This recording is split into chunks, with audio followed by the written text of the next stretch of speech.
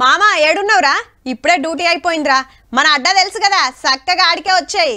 రమేష్ గాడు గప్పుడు అనంగెళ్ళినా అన్నాడు. ఇంకెంతసేపు రా కాకా, ఇవాళ ఇంటికి పోయే ముచ్చట లేదు. సంతోష్ గాని బర్త్డే ఉంది, దావత్ జోరుంటది. మళ్ళా ఇగో గిట్లుంటాయి పొద్దుముఖంగా ఫోన్లు. దోస్తుగాడు పిలిచిండనో, చుట్టాల దావత్ ఉందనో, తెలిసినోళ్ళు కలిసిండ్రనో సిట్టింగ్లు వేస్తారు. ఇంటికి ఒక తప్పదు కాబట్టి అట్లనే బండ్లెక్తారు. అయితే బాలరా బీర్ తాగుతున్న వాళ్ళు, పర్మిట్ రూమ్ లో పెగ్గేస్తున్న వాళ్ళు జర మంచిగినూరులో సిటీలో డ్రంక్ అండ్ డ్రైవ్ లు జోరైనాయి. 10 రోజులనే 1614 మందిని దొరకబట్టిండ్రు. మరి అంటే దినం 160 మంది. అందులో ఎక్కువ మటుకు 2 పైల బండ్లోళ్ళే. 1346 మంది సుక్కేసి బండి కిక్కు కొడితే కిక్కు మీటర్ కడ బుక్ అయ్యిండ్రు. ఏమున్నది, ఫైన్ కడితే కథం అని అంటున్నారులే. కానీ 55 మంది జైలుకు పోయినరు. చూసుకోండి జరా. బిర్రుగా తాగిన కొందరు 15 రోజులలో జైల్లో చిప్పకూడు తింటున్నారు. ఇంతటి ఉత్తములు రోడ్ల మీద తిరిగితే 8 మంది డ్రైవింగ్ లైసెన్సులు క్యాన్సిల్ చేశారు బాజాప్తా.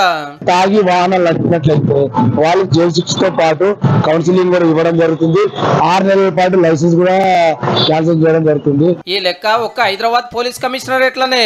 ఇక సైబరాబాద్, రాచకొండ గిట్లా కలిపితే డబ్బులేంది త్రిపుల్ అవుతుంది అల్కగా. మొన్నటిదాకా ఎలక్షన్ బిజీలుండి కిక్కు మీటర్లు రోడ్ల మీదకి రాలే పెద్దగా. ఎవల వ్యాయామంలో నాపేది అన్నట్టుగా ఫుల్ పోత పోసి బండ్ల మొత్తం ఊగిచ్చిండ్రు. మరి మనోళ్ళ తమాషాలు చిన్న ఉంటాయా? రిమ్మల బండ్లు తోలి ఆయనతో ఎవరికన్నా దాకిస్తేంది కథ? డ్రంక్ అండ్ డ్రైవ్ చెకింగ్లు మళ్ళా జోరైనాయి కాబట్టి ఇక దొరకతారా జైలుకు పోతారా లేదా అనేది మీ ఇష్టం ఇక.